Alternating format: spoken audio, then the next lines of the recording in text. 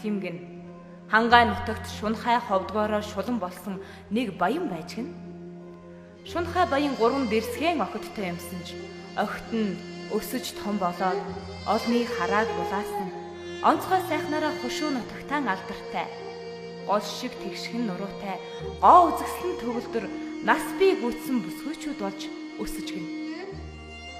Гэтэл Шунхай сэтгэлд баян аав нь охидоо хадамд гаргахаар шуурхайлан бэлтгэж хушуу нутагта баян чинээлгээрээ нэрд гарсан 3 хөгшин ноёнд баг хатан болгохоор сэм тохиролцохоор байгааг нь алг хонгор үрстэй амнаасаа илүү хайртай ээж нь мэдээд хөөхий миний танхил үрс хөгшин ноёдын талхинд өртгөн гэж зүрх сэтгэлээ шимшрүүлэн байж эсэргүүцвч хөрөнгө мөнгийг хит шүтдэг Шунхай баян хөөхөн хонгор охтынхоо хойчийн жаргалыг хороож баршгүй их мөнгө хотлоор дүүрэн мал сүргээр солихоор нэгэн шийдсэн байлаа. Аавын хэлсэн энэ үг хүсэл хайрын живүүрээ дэлгэж яваад тэдний онгон цэвэр зүрхийг хүйтэн хөлдөө чулуугаар хайрах шиг болж хүнд хэцүү зовлон хүлээж байгааг ойлгосон охид ээжтэйгээ сэм тохиролцсон алс хулын говь нутагт амьдрахаар шийдэж гин.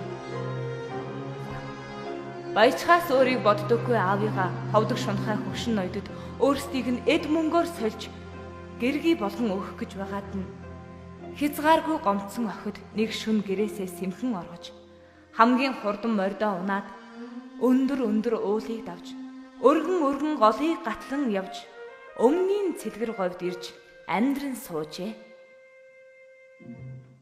Хангай нутгаас зүхтэн ирсэн 3 сайхан бүсгийн тухай мэдээ говь нутгийнхны дунд дорхноо тархаж хамгийн захын айлтч энэ мэдээ түгэж гин.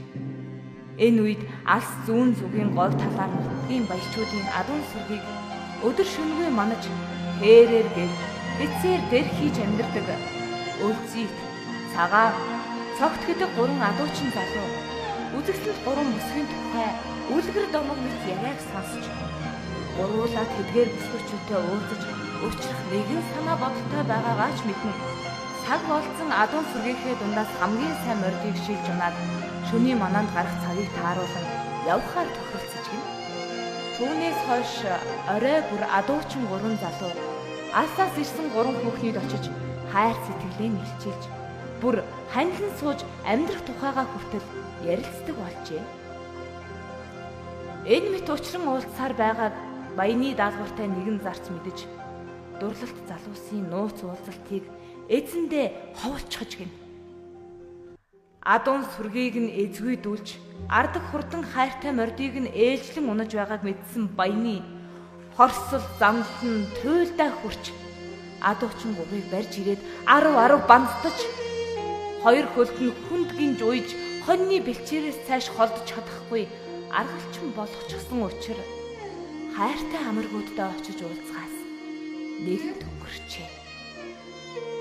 Шархны халуун сэтгэлийн гунигт гатсан 3 хөвгүүнийг мөрөөдсөн 3 сайхан бүсгүй аагийн халуун зуны цагт аадын арин ухраар цээжэн дэвтэж хөхөө өвлийн цангинам үед хөвөн зөөлөн цасаар гучдаг болж гин.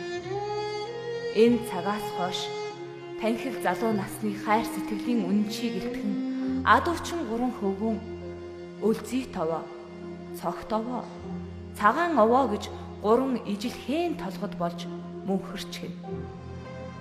Говьд хідээссэн 3 сайхан бүсгүйч 3 сайхан уул болон сөндөрлөж жил бүрийн дулаан урин цаг ирэнгүүт хамгийн түрүүн ногоон торгон дээлээ өнсгөөн гангалж улирлын сэрүүн намар цаг болонгууд цагаан тоорцхон малгай дугтуулан гангалцгаадаг болсон нь холоос ирэх ёстой 3 хөвгүүнээ өгтөж байгаа нь тэр юмсан ч чухамдаа энэ 3 уулыг ногоон торгон дээл өмсөж цацагт цагаан тоорцог малгайгаар гойсон адилхан 3 бүсгүйгээр төлөөлүүлэн өвгөд дээдсээс уламжлан ирсэн домог яриа ийм билээ.